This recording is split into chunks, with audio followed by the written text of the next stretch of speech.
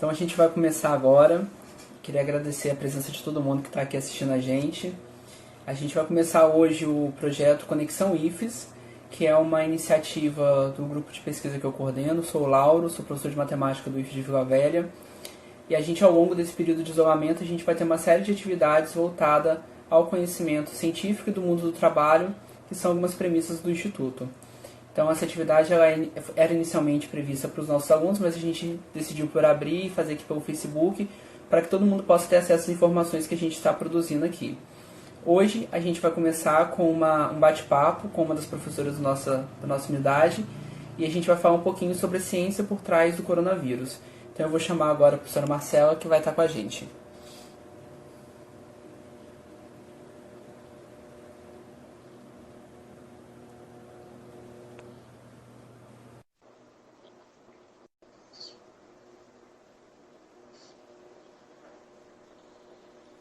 Oi, gente. Oi, Marcela. Tudo bem? Bom? Tudo ótimo, e você? Que Tá me bom, tô escutando? bem também. Sim, o pessoal escuta a gente bem? Vamos ver aqui os comentários. Acho que sim, né? Marcelo, eu queria começar te agradecendo, né, por aceitar esse convite nosso de falar um pouquinho sobre as questões científicas que estão aí relacionadas ao coronavírus. Só para apresentar a professora Marcela, que está aqui acompanhando a gente, ela é formada em Ciências Biológicas pela UFES, tem mestrado na área de Ciências Biológicas e doutorado na área de Biotecnologia pelo Renobio da UFES. E ela tem experiência na área de genética e biotecnologia, com ênfase em biologia molecular e celular. Atualmente ela é professora lá do IFES de Vila Velha, junto comigo, e é coordenadora do núcleo incubador do IFES de Vila Velha. Então, a gente vai fazer um bate-papo aqui, então quem tiver alguma pergunta, por favor, comenta aqui na nossa interação. E tem algumas outras perguntas que também foram enviadas anteriormente, que a gente vai dialogar aqui. Tá bom? Então, obrigado de novo, Marcela, por estar com a gente. Então, eu queria começar com uma pergunta que é simples, né? A gente tem ouvido falar muito do coronavírus, mas eu queria que você explicasse para a gente um pouquinho o que é um vírus, né? Porque o coronavírus é um tipo de vírus. Então, o que são os vírus, de uma forma geral? Gente, boa tarde. Primeiro, obrigada pelo convite. Estou muito feliz de ajudar nesse projeto do Lauro, que eu já parabenizei, achei muito sensacional. Falar que eu estou com saudade de todos os alunos aqui que estão mandando mensagem. Gente, vocês fazem muita falta.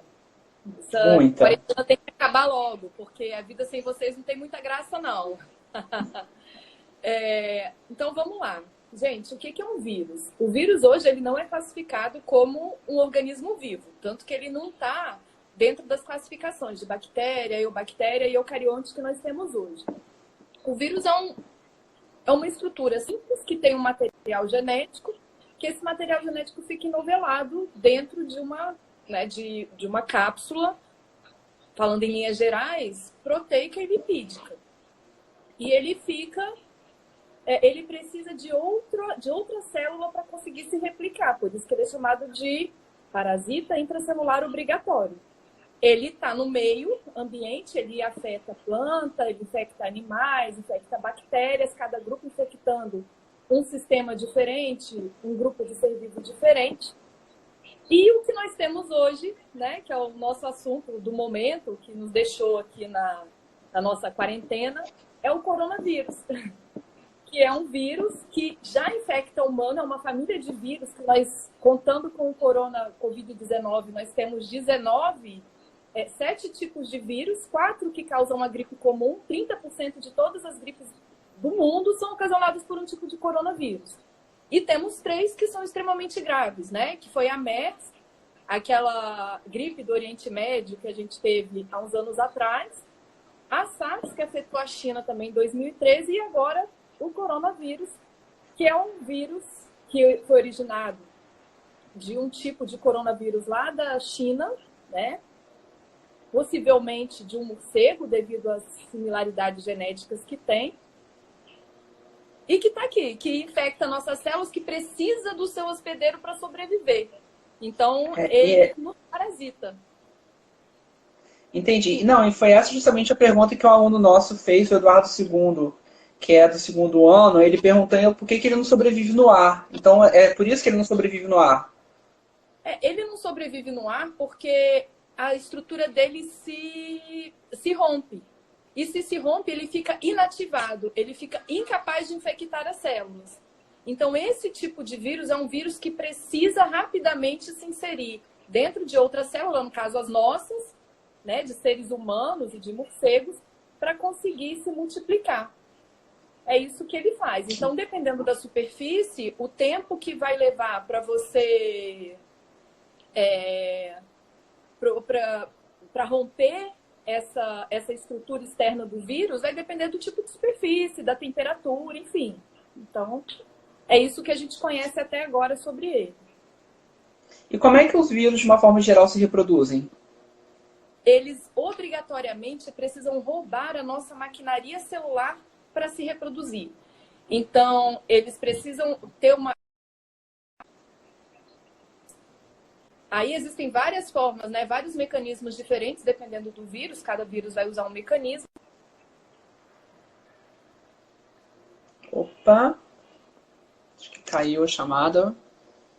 Vamos conectar novamente.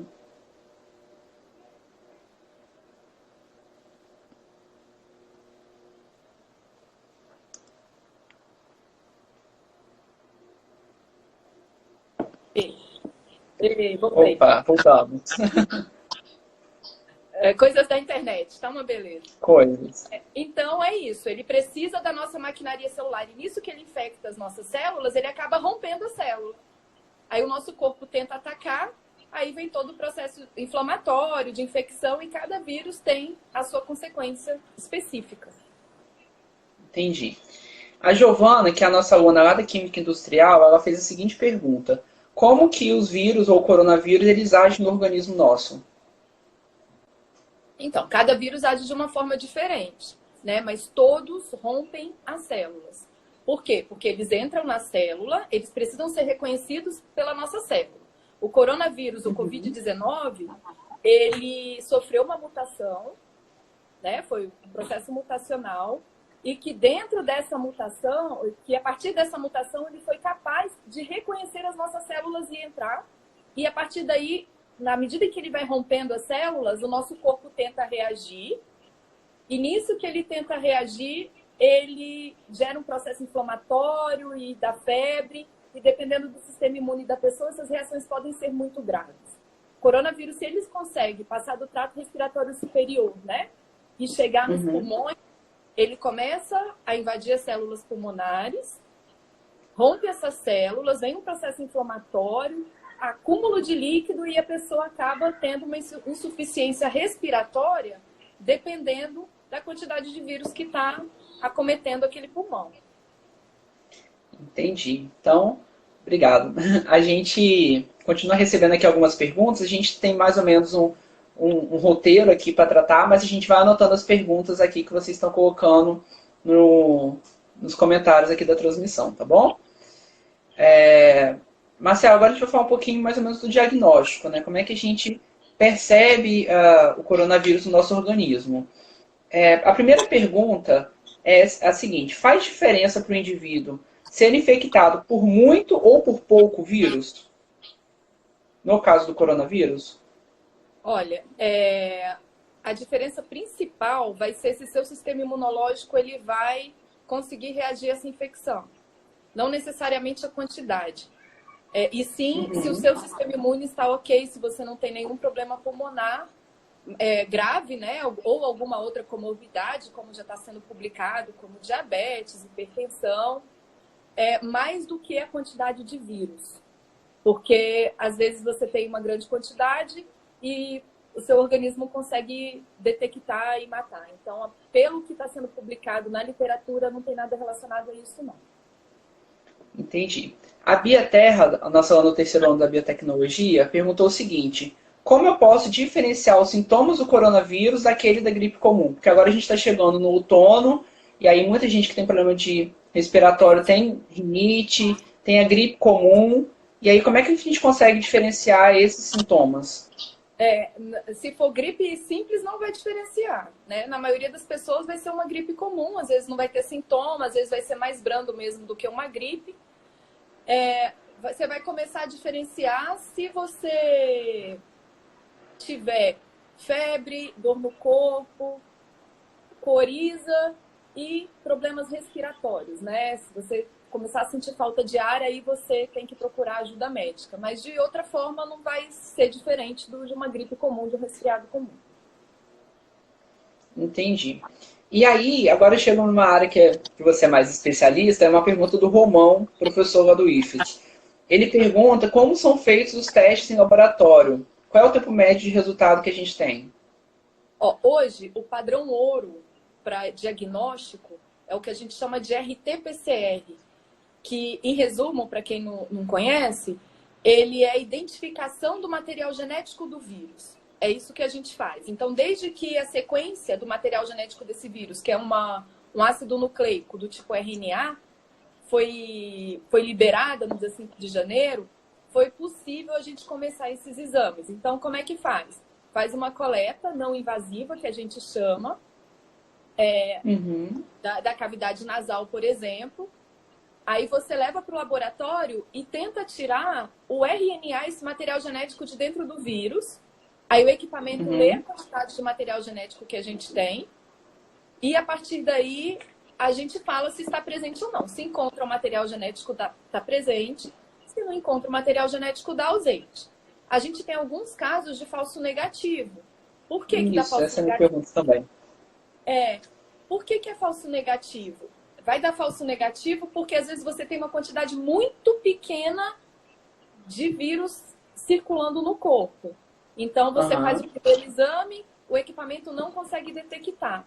Aí daqui a pouco você passa 2, 3 dias, 6 dias, faz a coleta novamente. Porque aí se o vírus começou a se multiplicar lá dentro, a gente tem uma maior quantidade de material genético para poder detectar. É isso aí. Entendi. Hoje a gente tem os kits. Dentro do laboratório, você leva mais ou menos aí de serviço laboratorial umas 7, 8 horas para fazer o diagnóstico. Por que está demorando tanto? Porque a demanda ela é muito grande, né? Então, quanto mais pessoas infectadas, mais tempo de laboratório a gente vai ter que ter para esse diagnóstico. Então, a Anvisa, de uns 20 dias para cá, liberou 8 tipos de testes rápidos, né, que você não identifica o material genético do vírus, e sim, se você teve contato ou não, né, analisando algumas imunoglobulinas. Entendi. Temos esses dois tipos, mas o padrão ouro é a reação mesmo de genética para poder identificar o material genético do vírus. Uma outra pergunta que é relacionada a essa é que aonde aqui no Espírito Santo estão acontecendo esses testes? Tem testes feitos aqui no estado atualmente? Tem. A Secretaria Estadual de Saúde tem um laboratório que faz esses testes, que lá estão sendo feitos a maioria dos testes. Possivelmente, eu estou falando possivelmente, os laboratórios particulares, principalmente um específico aqui do estado, vai começar a fazer, porque a Anvisa ali, né, tem uma resolução da Anvisa de 13 de março que obriga os planos de saúde a cobrir esses exames. E agora está tendo uma força-tarefa da universidade, né, da UFES, com o Instituto Federal, para saber quem são os profissionais capacitados de ajudar nesse diagnóstico genético. Então, nesse momento, o IFES não está fazendo, nem o IFES nem a UFES estão fazendo testes relacionados a isso, nesse momento. Vai começar. Né? Eles estão procurando as pessoas que têm os equipamentos, que são capacitadas, para poder começar. Em breve, muito em breve, eu acho que a UFES e o IFES já vão começar a ajudar no diagnóstico. Que bom. A gente está recebendo algumas perguntas, só para as pessoas que estão perguntando não acharem que a gente está ignorando. Algumas perguntas a gente vai retomar no final, tá bom? E aí a gente vai fazendo por blocos de pergunta. Agora, falando um pouquinho do tratamento, teve uma pergunta aqui da professora Ana Paula, que é a professora da rede estadual e do nosso grupo de pesquisa que está acompanhando. Ela disse assim, ela perguntou, se a gente perceber que está com algum sintoma e não precisar ir ao médico, como é que a gente pode se cuidar em casa? Os cuidados básicos que a Organização Mundial de Saúde está divulgando, né? Tentar ao máximo, se você morar com alguém, né, com outras pessoas em casa, não estiver sozinho, você tem que usar máscara, ficar isolado. Na hora que se você for tomar banho, depois você tem que desinfetar todo o banheiro, todo lugar que você passa precisa ser desinfetado. Então, acho que é um desafio muito grande, né? Para quem está contaminado, para quem está com Covid-19, não contaminar as outras pessoas da casa. Tem que se cuidar e tem que evitar a disseminação via aerossol, né? Por espirro, por tosse. E quando vai no banheiro, se tiver diarreia, que é um dos sintomas. Então, tem que tomar mais cuidado. Uma das formas da gente se precaver, a gente sabe que é o uso do álcool. E aí a gente recebeu algumas perguntas, tanto hoje como antes, relacionadas a ele. Então, duas perguntinhas básicas. Primeiro, por que o álcool é tão eficiente na higienização das mãos, né? E uma outra pergunta está relacionada à concentração, que é aquela porcentagem, né? Eu queria que você explicasse um pouquinho o que significa álcool 45%, 70%, 95%. O que significa essa porcentagem? Então, essa é uma ótima pergunta, porque logo no início, né, da epidemia aqui no estado, por exemplo, houve uma procura muito grande por álcool gel, né? As pessoas, vamos usar o álcool gel a 70%. O álcool, ele é recomendado para eliminação de patógenos, né, como bactéria, fungo, vírus, desde 1888, que tem estudos que falam que o álcool é um agente muito eficiente para combater esses patógenos. O álcool, quando ele é hidratado, né, quando é adicionado água e fica uma proporção de 70% de álcool e 30% de água, essa água entra nas células, ajuda que o álcool entre também e ajuda a destruir as proteínas dos patógenos e acaba morrendo. Que eles acabam morrendo, né, ou sendo inativados no caso dos vírus. Quando a gente trabalha com álcool muito concentrado, né, aqueles a 96%, que nem é mais permitido vender em supermercado e farmácia, a eficiência não é tão grande, porque você não tem tanta entrada de água assim na célula. Então, você precisa de um álcool hidratado, por isso a concentração 70. Né? Pesquisas feitas já viram que o 60, que o 50, que o 46, que é vendido nos supermercados, eles não têm tanta eficiência. Mas, além do álcool ser eficiente, o sabão também é eficiente, porque se a gente for pensar na biologia do vírus, né, a estrutura que circunda o vírus é uma estrutura proteica e é uma estrutura lipídica. Então, o sabão ajuda a degradar, tanto que a gente usa o sabão para poder ter acesso ao material genético, porque degrada essa estrutura que protege esse material genético. Então, o sabão também é eficiente. Então, se você está em casa, você lavar a mão com sabão, mas não adianta você somente lavar por 10 segundos. Não vai matar tanto patógeno assim. Você tem que lavar cantando 2 parabéns, não é isso? É isso aí. E lavar direito e tentar lavar todas as estruturas do dedo, né? Tirando sujeira, enfim. Onde tiver.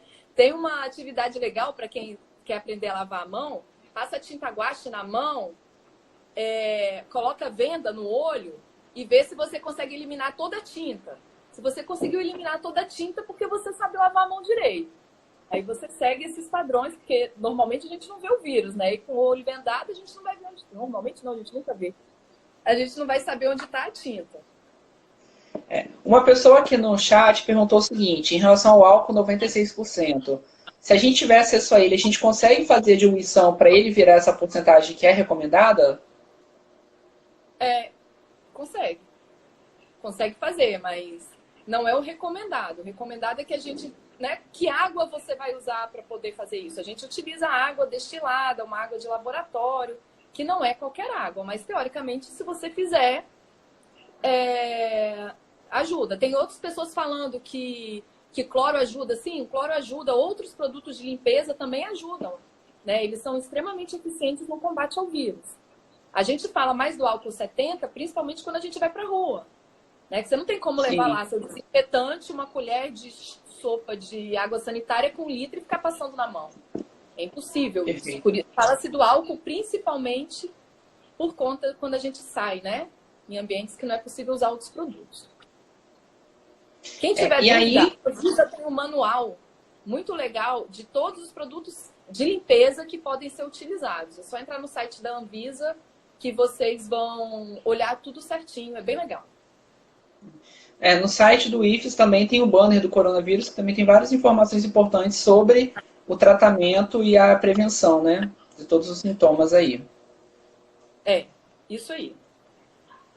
Marcela, uma forma possível de combater o vírus, né, do coronavírus é uma vacina. Hoje a gente ainda não tem ela, mas como é que se produz uma vacina, no caso do coronavírus e de outra virose que possa ter? Então, as vacinas, elas são produzidas a partir de estruturas virais, né? Então, desde que a sequência de DNA do vírus ela foi publicada, as pessoas já estão identificando proteínas virais, utilizando essas proteínas para produção de vacina. Então, como seria? Eu não sei exatamente como que eles vão seguir o procedimento, mas, por exemplo, pode pegar ou vírus enfraquecido ou fragmentos dos vírus, produzir em laboratório, é injetado na gente, nosso corpo reconhece aquilo como um patógeno, mas como não tem mais material genético, não vai causar mal a gente, o nosso corpo produz uma resposta imunológica. Quando a gente entra em contato com estruturas semelhantes, o nosso corpo começa a combater. Só que quando que isso vai vir? Daqui a um ano e meio, porque você não pode produzir uma vacina e começar a testar em humano imediatamente, né? Os Estados Unidos acho que está até fazendo isso já. Mas você não sabe quais são os efeitos colaterais, né? Você tem que ter um grupo, tem que testar num grupo para saber o que é, porque daqui a pouco vai fazer mais mal do que o próprio vírus. Por isso essa demora. E, de fato, para a gente ter uma resposta imune mais rápida da população, a vacina é a melhor opção que a gente tem. Entendi. Falando um pouquinho agora dos casos assintomáticos. O Denilson, que é professor lá do IFMG e está acompanhando a gente, ele pergunta o seguinte: existem, de fato, os casos assintomáticos e que tipo de risco essas pessoas que não têm sintomas correm? As próprias pessoas. Então, existem casos assintomáticos que é a maioria, né? Pelos registros que a gente tem hoje, quando você estuda os papers e tal, pelo que sai publicado, é a maioria. Teoricamente, não vai ter problema nenhum. Por quê? Porque não vai atingir o pulmão.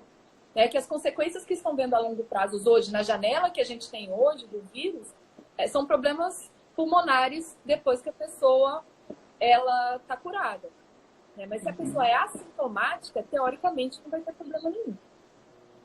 E essa pessoa que é assintomática não corre o risco de depois desenvolver os sintomas numa outra virose. Também por coronavírus como essa. Não, porque ela vai começar a produzir anticorpos, vai ter um sistema de defesa, e nesse sistema de defesa você não... Na hora que você entrar em contato com o vírus, seu corpo vai conseguir combater. Igual outro tipo de gripe que nós temos, né? Qualquer outro tipo de gripe que você não pega o mesmo tipo. Você pode pegar um outro tipo, mas o mesmo que você já pegou, não. Só que isso tudo para o coronavírus, é válido a gente ressaltar que é muito novo. Não sabe se a resposta imunológica do nosso corpo vai ser a mesma que é para outros tipos de gripe. Ainda não se sabe. E essa reação também muda muito de organismo para organismo. Né? Tem gente que está no famoso grupo de risco, tem gente que não está no grupo de risco e também precisa se cuidar. E aí a Ana Paula fez a seguinte pergunta: essas pessoas que não estão no grupo de risco, por exemplo, uma pessoa com a idade dos nossos alunos ou como a nossa, contrai o Covid-19 e possui sintomas fortes. Se isso significar tem mais chance de morrer? Como é que é? Desculpa. Repete a pergunta. Uma pessoa que não está no grupo de risco e tem sintomas fortes de Covid-19. Isso significa necessariamente que ela tem mais chance de morrer? Não, não significa. As pessoas que estão morrendo hoje são aquelas pessoas mais idosas que o corpo não consegue combater de forma eficiente o vírus, né? Já tem um sistema imunológico um pouco mais comprometido. E os doentes crônicos, que ainda não se sabe exatamente quais são as vias biológicas que fazem com que esses doentes crônicos faleçam, né? Morram em maior quantidade. Mas não necessariamente. E a taxa de letalidade para jovens sem doença crônica, ela é muito pequena. Muito pequena. O problema é que as pessoas transmitem, né? Elas não desenvolvem sintomas ou desenvolvem os sintomas de uma gripe, mas elas vão transmitir. Se transmitir para um doente crônico ou para uma pessoa mais idosa, essas pessoas têm um risco maior de morrer. Lembrando que não necessariamente é ter uma idade avançada, né, para estar no grupo de risco. Se tiver alguma comorbidade, ela também já é caracterizada como pessoa mais sensível ao vírus, não é isso? Isso aí, alguma comorbidade, sim. Porque tanto que as pessoas jovens que estão morrendo são pessoas que têm comorbidades, mas as outras pessoas também podem desenvolver sintomas que precisem ficar internadas, né? Por isso, a importância do isolamento. Às vezes a pessoa não vai correr o risco de morte, mas ela vai precisar ir para um hospital, por exemplo. Se for todo mundo junto para o hospital, não vai ter leito para todo mundo. Nem para quem tem coronavírus e nem para quem tem outras doenças, porque os hospitais não foram construídos somente para coronavírus, né? A gente tem que pensar nos outros pacientes também que têm outras comorbidades que precisariam de leitos e talvez não sejam atendidos corretamente. Tá. Agora a gente vai fazer um bloco das perguntas que estão chegando para a gente aqui no chat. Foi uma pergunta feita, né? É possível que alguém tenha feito essa mutação ou ela aconteceu de modo natural em relação ao coronavírus? Ah, que pergunta boa. Gente, foi publicado um artigo agora em 2020 em que eles compararam, por análise de bioinformática, eles compararam a sequência de DNA de RNA desse vírus com outros coronavírus, né? E viram uma similaridade de 96% com um vírus do morcego, de um tipo de morcego que vive na China.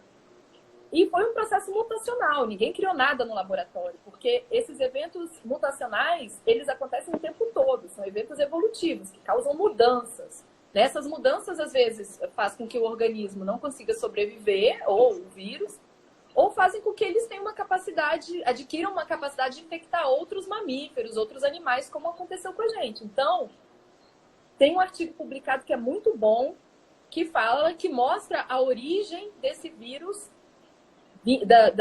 desse tipo vindo de um vírus que já existe e que infecta atualmente morcegos. Então, não existe essa possibilidade, gente. Não foi criado em laboratório, foi o processo mutacional.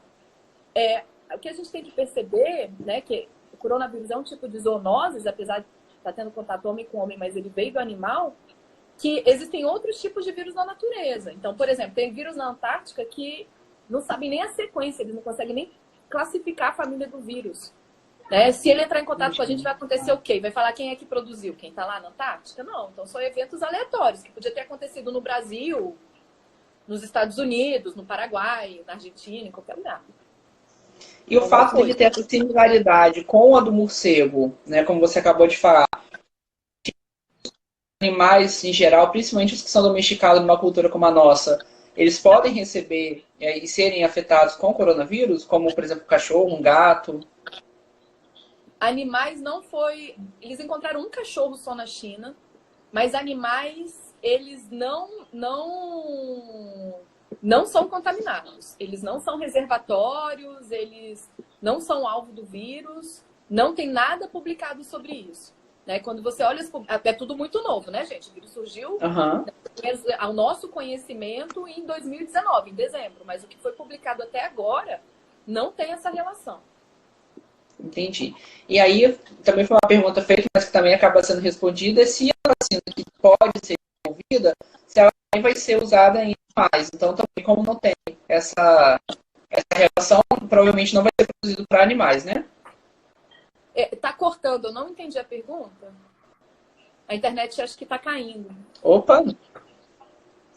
A pergunta é se teria vacina também para animais. Então, como eles não estão em risco, também provavelmente não vai desenvolver vacina para isso, né? Nesse momento. Não. Ainda, para animais, não. Não infecta, né? Não tem nenhum caso que esteja infectado ainda, não tem nada publicado, então não. O foco é em humano mesmo, não precisa dar para animal. Entendi. O Eduardo fez a seguinte pergunta: como o sistema imunológico combate o vírus? O que leva ele a reconhecer e a combater um ou outro vírus? O que acontece? Por esse vírus ou qualquer outro vírus, ele reconhece as estruturas virais como um corpo estranho, né? Algo que não te pertence. Aí, por reconhecer isso como um corpo estranho, ele vai começar a produzir anticorpos para combater esse corpo estranho. E fica uma memória celular. O nosso corpo tem uma memória, né? Tanto quando a gente pega catapora uma vez, não vai pegar a segunda vez. Porque o nosso corpo tem uma memória daquele patógeno que te infectou. Então, quando você pega uma segunda infecção, você nosso corpo consegue reagir. Então, ele reconhece estruturas que não são nossas. Né? Como o vírus não faz parte do nosso corpo, ele acaba reconhecendo. Em linhas gerais, explicando bem facilmente, é mais ou menos isso aí. É claro que existem outros mecanismos muito mais complexos, mas aí a gente tinha que ter uma aula só de imunologia para poder explicar tudo. E aí agora do ponto de vista externo, né? Da parte de do organismo, você falou como é que a gente se protege, mas aí do lado de fora, uma pergunta que foi feita aqui, se o vinagre de álcool também é eficiente.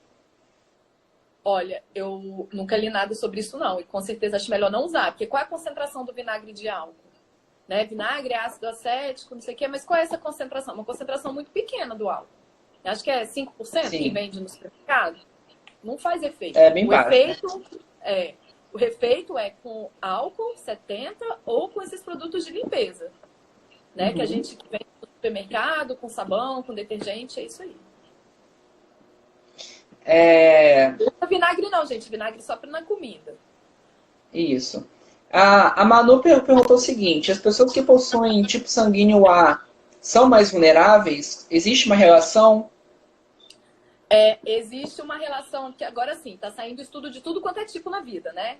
Principalmente dos chineses que tiveram contato com essa epidemia muito mais antes da gente, eles viram uma relação do tipo A, do tipo sanguíneo A positivo, que tem uma probabilidade maior. Se eu não me engano, eu acho que 65% das pessoas infectadas, né, que precisaram de atendimento hospitalar, era do tipo A. Não se consegue explicar o que é, o porquê, se foi alguma coisa casual, né? Que encontrou e não tem nenhuma relação, foi só uma coincidência mesmo. Mas, de fato, existe esse dado. Mas como ele está sendo tratado, como ele está sendo discutido, ou se está sendo discutido, não tem nada publicado ainda, não. Aqui a gente tem algumas perguntas que foram feitas em relação a medicamentos, né? Ao ibuprofeno e também hidroxicloroquina. Como é que é a relação desses medicamentos no organismo em relação ao coronavírus? Então, o ibuprofeno tem, né, pessoas com coronavírus que tomaram o ibuprofeno, a reação não foi muito boa. E esse outro medicamento eles ainda estão testando. Né? São todas possibilidades ainda. Viram que algumas pessoas melhorou, outras pessoas não melhorou. E é o que a gente tá acreditando que possa funcionar. Mas as pessoas saírem por aí comprando medicamento e deixando outras pessoas que precisam sem, é difícil. Né? Existe sim uma observação de que funcionou para algumas pessoas, mas não está claro se vai funcionar para a população inteira. Né? Tanto que tem outros países, como os Estados Unidos agora, eles estão já testando uma droga em humanos, que era uma droga para ebola, se eu não me engano, para ver se vai adiantar. Então, estão procurando a droga ainda. Não é um medicamento milagroso que vai funcionar para todo mundo e nem está claro se é de fato que vai nos ajudar. E até porque esse remédio ele é muito eficiente para doenças autoimunes, né? Então, eles são produzidos para esse grupo de pessoas que há uma demanda baixa, né? Então, se a gente procura, ele compra, a gente deixa pessoas que realmente precisam sem, né? Não tem necessidade de comprar. Primeiro, você não sabe nem se você vai desenvolver um sintoma mais forte. Segundo, se desenvolver, o que está te garantindo que vai funcionar? Né? Então, foi uma hipótese que lançaram, melhorou para algumas pessoas, mas precisa de mais estudo. Então, sempre tem que seguir recomendação médica. Né? Teve sintomas todos os sintomas que a gente falou, de falta de ar, febre, coriza, dor no corpo, procura um médico. Não toma remédio por conta própria. Isso é recomendação diária, né, gente? A gente não pode ficar aqui se automedicando, não. Exatamente. Bom, e aí uma última pergunta desse bloco em relação ao contraprova. Né? A gente tem alguns casos de pessoas que foram infectadas, já tiveram positivo. Você já falou pra gente agora há pouco sobre o falso negativo, né? Como é que ele funciona. Mas tem alguns casos que a pessoa tem resultado negativo e mesmo assim fazem segunda prova, como por exemplo o governador João Dória, que teve o primeiro resultado anunciado hoje. A pergunta que foi feita foi o seguinte, só os casos de falso negativo que tem que fazer a contraprova ou os casos positivos também? Uma boa pergunta. Se a gente for pensar assim, que o positivo ele está identificando o material genético do vírus,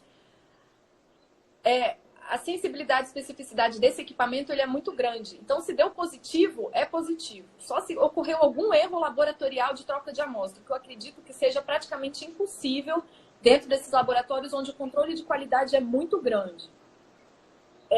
Então, deu positivo, é positivo. Se deu positivo no teste do RNA, do material genético, é positivo. O negativo que você teria que fazer novamente para ver se aumenta a carga viral e o equipamento consiga detectar. Então, não existe o falso negativo, o falso positivo, só existe o falso negativo. Existir pode até existir, mas seria um erro humano, né? E não um erro, encontrei um vírus, é muito específico para esse vírus, né? Essa análise. Então, encontrei um vírus, o que está fazendo aí? Ou trocou a amostra, ou contaminou. Mas positivo, o que eu acho que é muito difícil acontecer. Mas que é positivo, é positivo. Não precisa de contraprova, não. A gente tendo no nosso organismo pouca vitamina, como a vitamina C e vitamina D, significa que a gente está mais vulnerável para o coronavírus? Você precisa melhorar o seu sistema imune, né? Então, não quer saber... Hoje, o quanto de vitamina C, o quanto de vitamina D, o quanto que você precisa estar em falta para o seu corpo não responder. Então, você tem que estar muito imunossuprimido para não responder de alguma forma. Mas que é bom a gente sempre manter a imunidade boa para evitar os sintomas da gripe mais forte, isso é super importante. Tem gente perguntando o teste do presidente aqui. Deu negativo, ou de fato ele não tem, ou ele precisa ter uma multiplicação maior do vírus ainda, o vírus se multiplicar mais para o equipamento detectar. É isso aí. Por isso que espera uma semana. Até porque pode ser um falso negativo, né? Como é que é? Até porque pode ser um falso negativo, né? Pode ser um falso negativo. Por isso que as pessoas têm que repetir, principalmente se tem os sintomas, né? Tá com sintoma, tô com sintoma. Com todos os sintomas. Então vamos esperar ver se a gente consegue aumentar o número de vírus no trato aéreo superior, né? Beleza. A gente agora vai caminhar para a gente encerrar a nossa live de hoje. A gente recebeu aqui várias perguntas no chat. A gente está com a ajuda da Úrsula, que também está acompanhando a transmissão. A gente está anotando todas as perguntas. E a gente depois se compromete a fazer, de repente, uma notícia para divulgar as respostas para essas perguntas com a ajuda da professora Marcela. Tá bom? Então, 3 perguntinhas finais. A primeira pergunta que foi feita é em relação ao resultado, né? Em relação ao número de casos dessa pandemia, né? Existe uma quantidade, né, que a gente acha que vai chegar, quando vai acontecer o pico da doença, quando ela vai passar e como não ficar doido nesse período. Olha, são algumas perguntas aglutinadas. O número que vai chegar. Gente, a gente não sabe o número que vai chegar. A China estava achando que ia melhorar e daqui a pouco o negócio está piorando. Tem que imunizar a população, né? A gente tem que estar imune. Mas se ficar pegar todo mundo de uma vez, o sistema de saúde vai colapsar. Então, é uma resposta que eu não sei dar, gente. E aí, já fazendo... Uma coisa que talvez a gente tenha uma resposta prévia, já fazendo também uma chamada, para segunda-feira que vem, a gente vai estar ao vivo aqui com 2 estatísticos da Unirio e da Fiocruz, que vão falar justamente dessa estimativa numérica que é feita pelos matemáticos para se calcular o número de casos. Então, talvez, eles também não vão ter uma resposta, muito provavelmente, mas eles vão ter umas estimativas com base nos métodos matemáticos que eles estudam na Fiocruz, né? Muito melhor do que os nossos achismos, né? Porque aqui todo mundo acha alguma coisa e a gente não acha nada, na verdade, a gente não sabe nada, né? Então vai ser muito legal. Eu vou estar presente, vou ter muitas perguntas para fazer.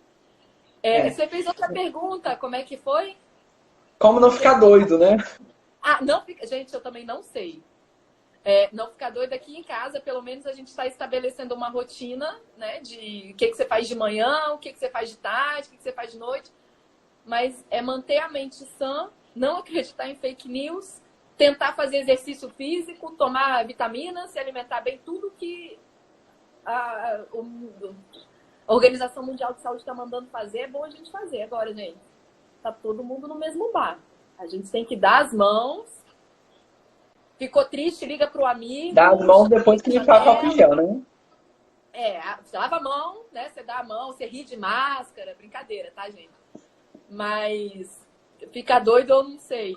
A gente não pode ficar, tem que aguentar. As pessoas estão aqui justamente falando da live, né? A live é uma tentativa da gente fazer uma atividade para a gente também se informar, se entreter e aprender um pouco mais sobre coisas relacionadas ao coronavírus, né? Esse é o motivo da segunda-feira, que é o primeiro dia da semana que a gente tem aqui de atividades. Bom, mais duas perguntinhas, então. A penúltima pergunta é a seguinte: como que os cursos que a gente oferece no IFES de Vila Velha podem contribuir no combate a essas epidemias, né? No IFES a gente tem o curso técnico em biotecnologia, o curso técnico em química e a graduação em biomedicina. Como é que esses cursos podem colaborar com a sociedade numa situação como a que a gente vive hoje? Primeiramente, formando profissionais competentes, né? Isso a gente tem uma felicidade muito grande da gente ter um corpo docente muito estruturado, um campus que tem, inclusive, o equipamento para diagnóstico do coronavírus, né? Que ele possivelmente vai entrar aí no rol dos equipamentos que vão ajudar a identificação. E a gente tem alunos muito comprometidos. Então, a gente consegue isso com estudo, né? Capacitando os nossos alunos para que eles consigam ser profissionais, ser pesquisadores melhores e capazes de nos ajudar a atravessar outras pandemias que possivelmente virão por aí. A gente espera que demore muito, tipo, daqui a 200 anos. Mas é dessa forma, capacitando os alunos, eles têm aulas, né, que eles conseguem fazer diagnóstico. Nossas aulas são quase 50% práticas, então eles sabem manipular o equipamento, eles sabem interpretar um laudo, e é isso aí. E uma outra pergunta que agora se estende a outras instituições escolares, que não só o IFES de Vila Velha: como que algumas disciplinas, como matemática, que é a minha, a biologia, que é a sua, a química, enfim, como é que elas podem contribuir para a formação do cidadão para uma situação como essa? A professora Marisa está aqui, ela falou das boas práticas. Marisa, sensacional. Suas aulas de boas práticas são fundamentais para a gente entender como é que a gente precisa se precaver, né? Porque a gente não se... No dia a dia, a gente chega em casa, não lava a mão, compra uma fruta no mercado, não lava, não tira o sapato na hora que a gente entra. Enfim, a Marisa, ela dá todas essas instruções, né? Que a disciplina dela está ficando até muito famosa. Em relação às outras matérias, a gente precisa entender gráficos, né? Então, as pessoas estão publicando gráficos. O que a matemática vai ver? A famosa exponencial que está aparecendo aí de vez em quando, né, Laura? Como é que você entende? Né? Dentro da biologia, se você não sabe a estrutura de um vírus, você não sabe que boas práticas você vai utilizar para poder combater, você não sabe que tipo de análise genética você vai fazer, e você fica aí também especulando se esse vírus foi gerado em laboratório ou não foi, né? Se você tem conhecimento de análises biológicas para isso, você sabe que foi um processo mutacional, que a mutação acontece principalmente no vírus de RNA, que a mutação é muito rápida, né? A taxa mutacional é muito maior. Se a gente pensa em história, por exemplo, a gente tem que entender história, minha gente? Né? As outras pandemias, o que aconteceu de outras populações, geografia, para a gente tentar entender como é essa rota do vírus. Então, a gente, de fato, precisa estudar. Né? Os alunos, aluno de ensino médio, aluno do superior, chega e fala: e aí, minha gente, para que eu tenho que ver matemática no curso de biologia, no curso de biomedicina? Porque você tem que interpretar dado. Né? Biologia, você tem que saber. Por que eu tenho que ver genética? Tem que estudar a mutação, você tem que entender o que acontece. Para você não ficar acreditando em fake news. E o importante, gente, ler um artigo científico. Ficar, né, só com tudo que é publicado na mídia, principalmente em rede social, aquelas telinhas que deixam a gente doido, né? Aquele monte de letra que você fica enlouquecido. Muito dali é fake news. Vamos aprender a estudar, vamos olhar artigo científico direitinho para ver o que os pesquisadores, as pessoas que estão passando nessa situação ali na linha de frente, têm a nos dizer. A gente tem aqui um comentário, só um instante. Ai, meu Deus. Se perdi. É muito comentário. É muito comentário. Mas tinha um comentário aqui. Não vou achar. Mas eu queria também lembrar, né, você falando aí das suas aulas e tudo mais, que ano passado os meus alunos do primeiro ano a gente fez uma estimativa de um crescimento exponencial do fungo no pão de forma, que é bem semelhante ao método matemático que eles usam para estimar o número de casos de coronavírus, né? Porque o crescimento também é exponencial. É isso aí. Então, para a gente ver que tudo precisa, né, minha gente? Vamos deixar de preguiça de estudar, né? Química, por que eu tenho que entender química? Por que eu tenho que fazer solução? que eu tenho que aprender a mexer em pipeta, aprender epidemiologia. É isso aí, porque o mundo depende da ciência. Sociologia, por que eu tenho que entender sociologia? Que contexto que a gente vai utilizar? Acho que foi a Tiele que falou, coronavírus é interdisciplinar. Interdisciplinar, amiga. Tem jeito de saber tudo. E o Eduardo comentando aqui que deu trabalho a questão do pão, porque é justamente o trabalho que hoje os cientistas têm de poder calcular a taxa de crescimento, a taxa de letalidade do coronavírus, né? Esse trabalho que a gente fez foi justamente para mostrar esse trabalho. Marcelo, eu queria terminar agradecendo mais uma vez a sua participação e avisar para todo mundo que está aqui acompanhando a gente que essa é uma atividade que a gente está promovendo pelo grupo de pesquisa em Educação Matemática e Educação Profissional, que é o que eu lidero, e a gente tem programação ao longo dessa semana toda. Hoje a gente teve esse bate-papo maravilhoso com a Marcela, amanhã a gente tem uma roda de conversa com 3 universitários, falando um pouquinho sobre vestibular, curso superior. Eles estudam na Unicamp, na MSCAM e na UFRJ, então vão trazer as experiências desses estados. E no final de semana, mais próximo do final de semana, sexta-feira, a gente vai falar um pouquinho sobre as profissões. A gente tem 3 profissionais convidados, um engenheiro, eletricista, uma comissária de bordo e uma engenheira metalúrgica que vai